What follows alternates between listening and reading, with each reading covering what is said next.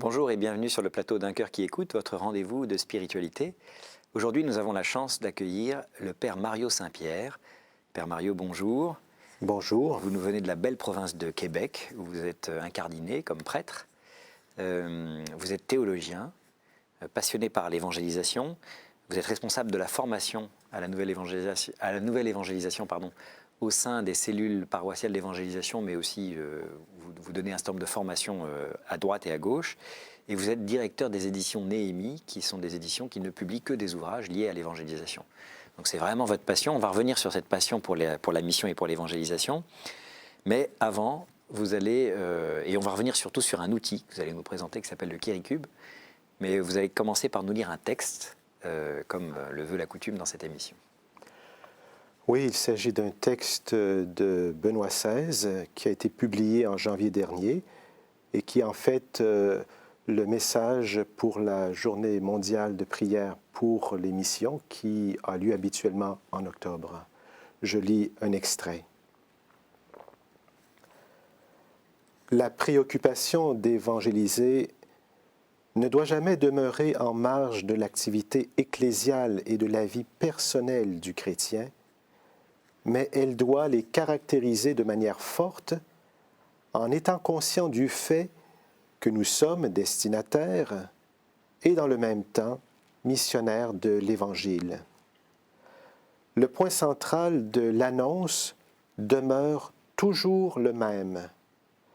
Le kérygme du Christ, mort et ressuscité pour le salut du monde, le kérygme de l'amour de Dieu absolu et total pour tout homme et pour toute femme qui a culminé au travers de l'envoi du Fils éternel et unique, le Seigneur Jésus, qui ne dédaigna pas de prendre la pauvreté de notre nature humaine, l'aimant et la rachetant du péché et de la mort, en s'offrant lui-même sur la croix. Alors d'où vous vient cette passion pour l'évangélisation? Qu'est-ce qu'il y a eu un événement dans votre vie qui fait que tout d'un coup vous êtes réveillé, vous êtes dit faut que j'évangélise? Qu'est-ce qui s'est passé? Alors évidemment, moi j'ai vécu une expérience de conversion à mon adolescence, donc un retournement pour donner ma vie à Jésus-Christ, Seigneur et Sauveur. Et puis, dans mes engagements chrétiens, j'ai découvert ma vocation de prêtre. Et plusieurs années après mon ordination sacerdotale, je découvrais la nouvelle évangélisation. Donc, j'étais prêtre depuis 9 ans, en 96, et j'ai vécu ce que j'appelle maintenant une conversion pastorale à la nouvelle évangélisation. Et à cette époque, en fait, je découvrais les cellules paroissiales d'évangélisation, après avoir vécu un temps d'études pour un projet de recherche doctorale sur la pensée du père Balthazar. Et qu'est-ce que vous avez découvert donc, en rencontrant les cellules d'évangélisation? Qu'est-ce qui vous a... Alors j'ai découvert qu'il était possible, à travers une méthodologie, à travers une vision, une approche pédagogique, de renouveler la paroisse dans sa vocation profondément missionnaire. Parce qu'en fait, moi, quand j'ai été formé au grand séminaire, je n'ai eu aucun cours en théologie d'évangélisation et même je n'ai eu aucune pratique comme telle d'évangélisation. Et ce n'est qu'en 96, 9 ans après mon ordination, que tout d'un coup, je découvre la joie et aussi l'importance de se renouveler dans la mission fondamentale de l'évangélisation. Surtout dans le contexte de nos pays, de traditions chrétiennes qui, en fait, ont perdu de beaucoup le sens des valeurs chrétiennes. Alors vous êtes théologien de formation, du coup vous avez mis votre appétit, votre goût pour la théologie au service de ce travail sur la missiologie. Vous avez commencé notamment par étudier ce qu'on fait avec succès dans bien des cas, nos cousins pentecôtistes ou évangéliques. Quels sont les enseignements que vous avez tirés de l'étude des succès, en quelque sorte, de ces églises? Voilà, c'est clair que dans le milieu des communautés évangéliques, la mission évangélisatrice est très développée sur de nombreux aspects, autant du point de vue de la vision de l'Église en croissance, la formation des disciples, l'implantation d'églises, et de nombreux outils pédagogiques pour évangéliser d'une manière kérigmatique. Et les principes que vous, enfin, tout ce que vous venez de nous décrire là, c'est quelque chose qui est applicable directement à l'Église catholique? Est-ce qu'il y a besoin de retravailler, de catholiciser, entre guillemets, le travail de ces frères protestants? Oui, tout à fait, puisque c'est la mission essentielle, première et fondamentale de l'Église. Donc, il n'y a aucun problème à utiliser toutes les pédagogies possibles. Évidemment, dans le milieu évangélique, les pédagogies sont utilisées dans une perspective théologique qu'on connaît.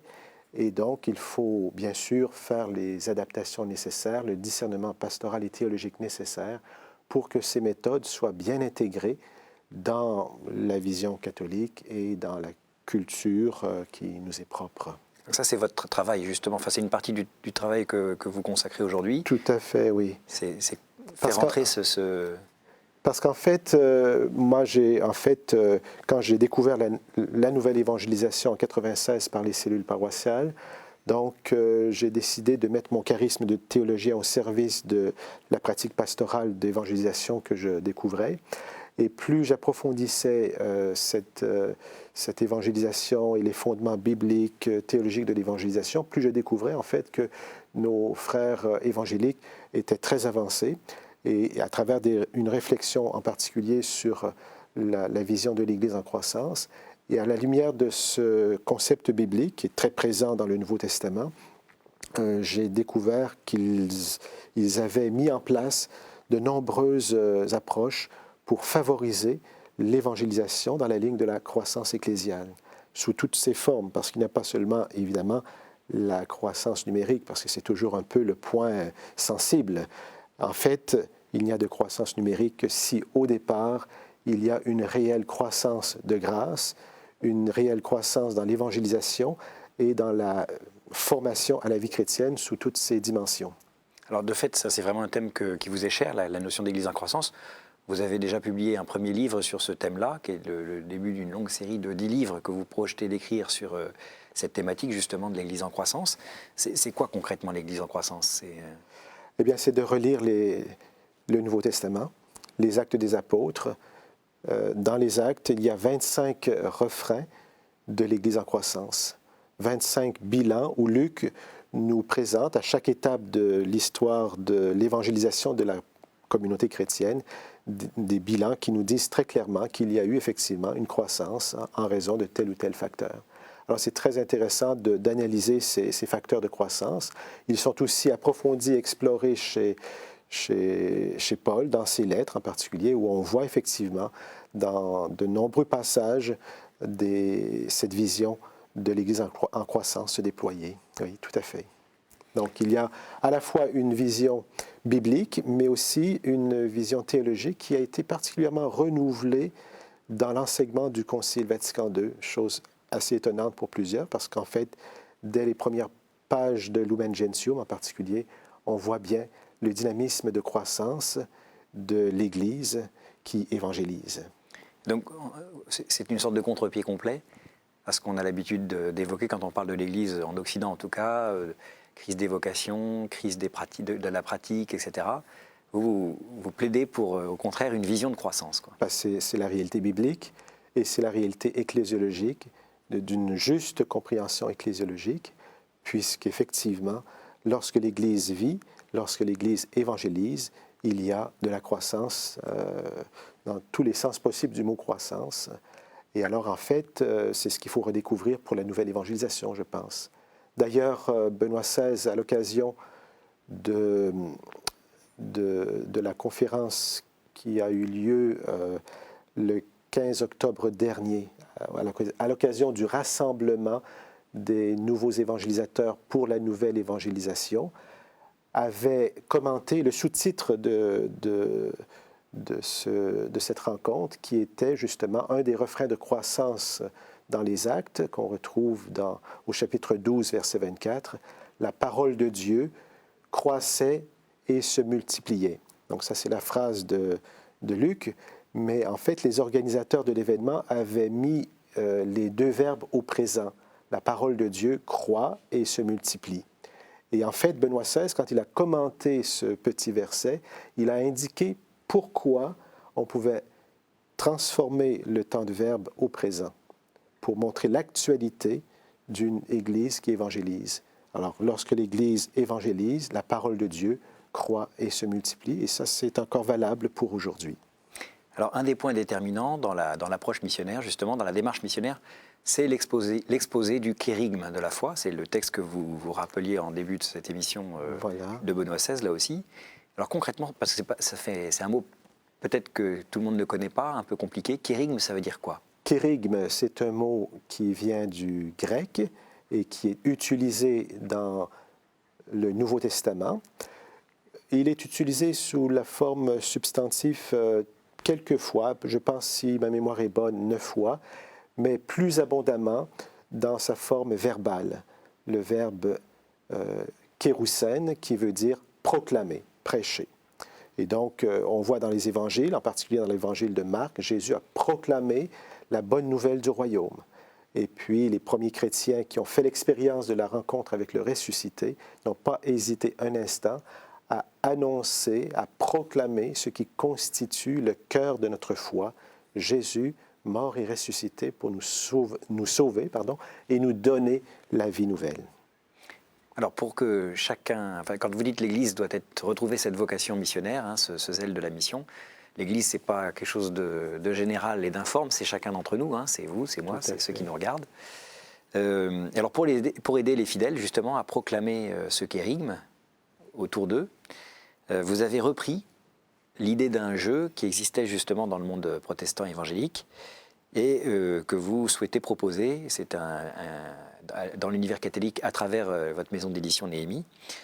Et il s'agit du Kéricube. Alors présentez-nous le Kéricube, c'est quoi le Kéricube? Alors le Kéricube, c'est un jeu pour évangéliser. C'est un cube qui est au départ très attrayant parce qu'il attire l'attention vu son originalité et sa manipulation. C'est un cube qui se plie, se déplie d'une manière très originale et qui nous permet de présenter 7 images dans une séquence logique. Et dans notre cas, nous, ces 7 images représentent en fait, en gros, les 7 éléments essentiels de la première annonce de l'Évangile, donc de l'annonce du kérygme. Alors, est-ce que vous pouvez nous faire une petite démonstration Avec joie. Je vais me laisser évangéliser. Voilà, alors en fait, ce cube se plie et se déplie d'une manière étonnante, n'est-ce pas? En fait, c'est un jeu qui a été inventé par les Japonais à travers l'art de l'origami. Et donc, étonnamment, comme vous le constatez, on voit plusieurs images.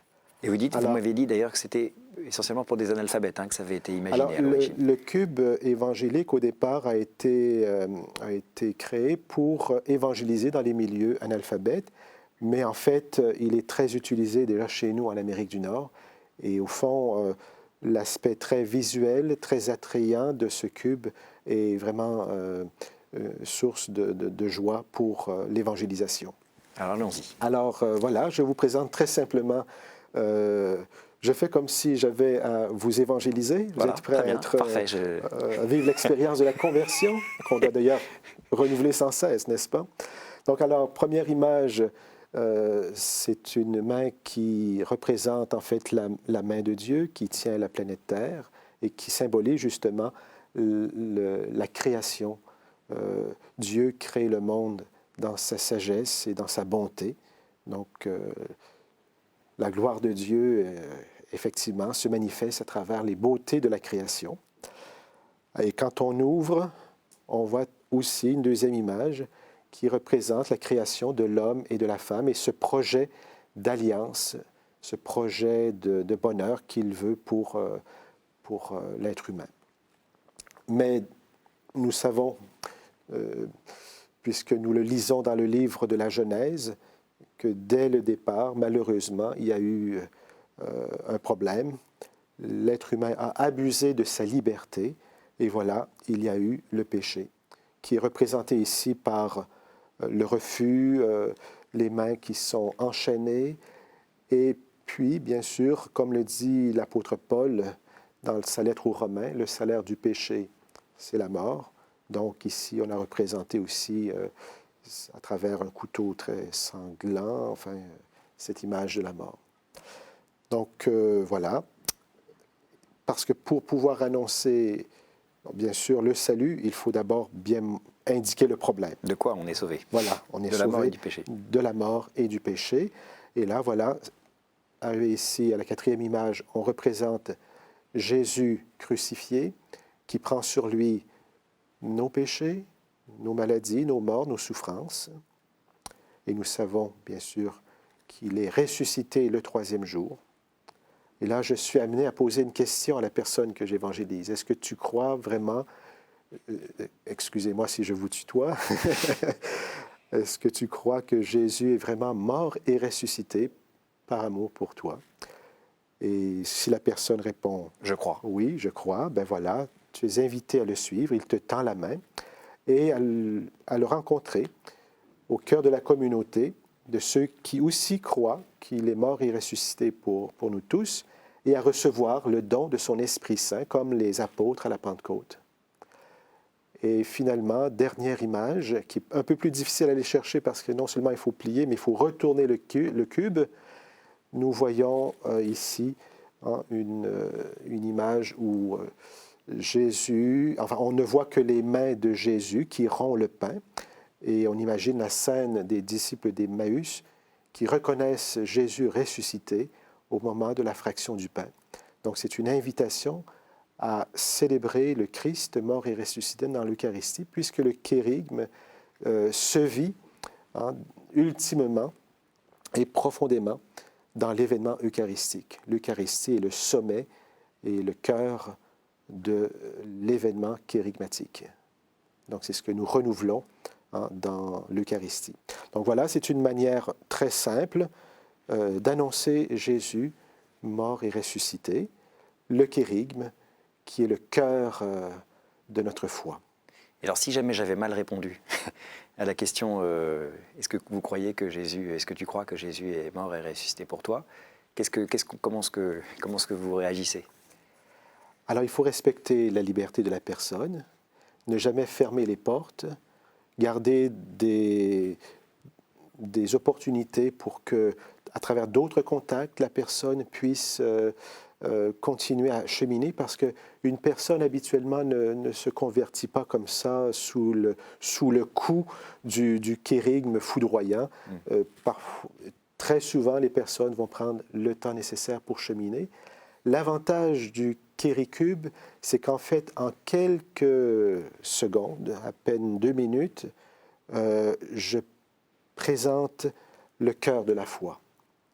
Et moi, l'expérience que j'ai vécue jusqu'à maintenant en présentant ces images du kéricube de cette façon, c'est que les personnes découvrent que nous sommes là au cœur de la foi, et à travers ce cœur, nous pouvons relire l'ensemble de la révélation biblique d'une manière cohérente. Les gens découvrent que la foi chrétienne a du sens à travers ce qui constitue le cœur de la foi. Il y a une forme aussi d'efficacité du kérigme, de la proclamation du kérigme. Il y a, mystérieusement, nous croyons que toute parole de Dieu semée dans le cœur d'une personne finit par germer, grandir et produire tout son fruit.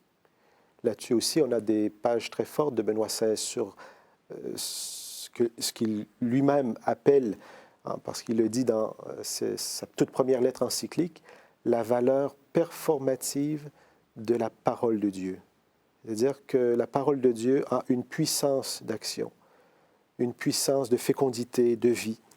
Et c'est pour ça que nous, chrétiens, nous sommes invités à redécouvrir la valeur de fécondité de la parole.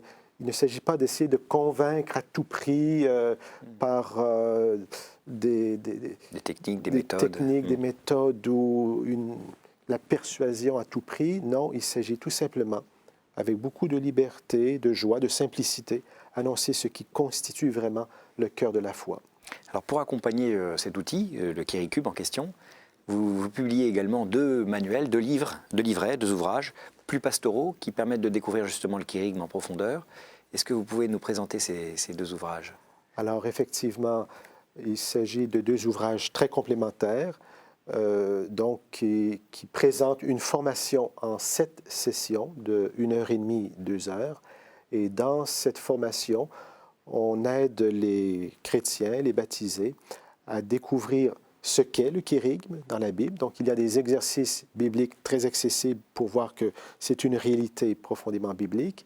Et aussi, comment utiliser le cube dans des relations quotidiennes, dans nos relations de tous les jours, dans les relations interpersonnelles, dans notre famille, au travail, dans nos loisirs. Donc, on dépose le cube sur une petite table et puis déjà le cube par lui-même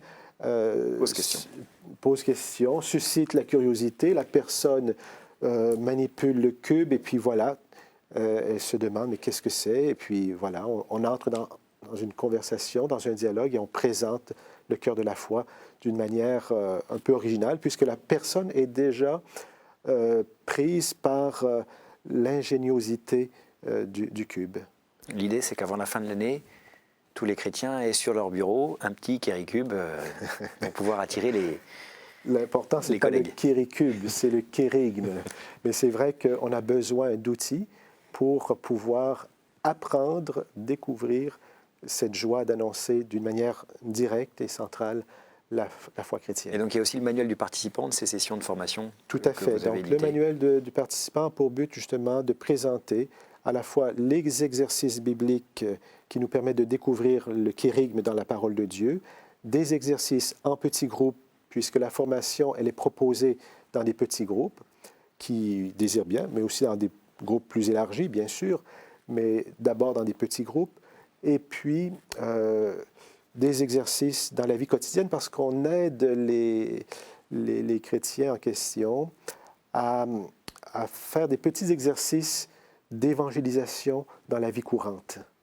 Donc, il faut lire le document et la formation pour découvrir comment on fait des propositions concrètes pour vivre cette expérience d'évangélisation. Ces petits groupes, ça peut être justement ces cellules paroissiales dont vous parliez au début. Oui, tout à fait. C'est quoi concrètement les cellules paroissiales d'évangélisation? Alors, les cellules paroissiales d'évangélisation, ce sont des chrétiens qui, en communion profonde avec leur pasteur, se réunissent en petits groupes dans leur maison. Donc, une cellule commence avec 6-7 personnes, et puis après un certain temps, à travers cette mission d'évangélisation, on invite les personnes à venir, et quand la cellule atteint 12, 13, 14 personnes, elle se multiplie pour former 2 nouvelles cellules qui vont de nouveau évangéliser. Et ça, c'est un principe qui a été élaboré par un prêtre catholique, c'est ça?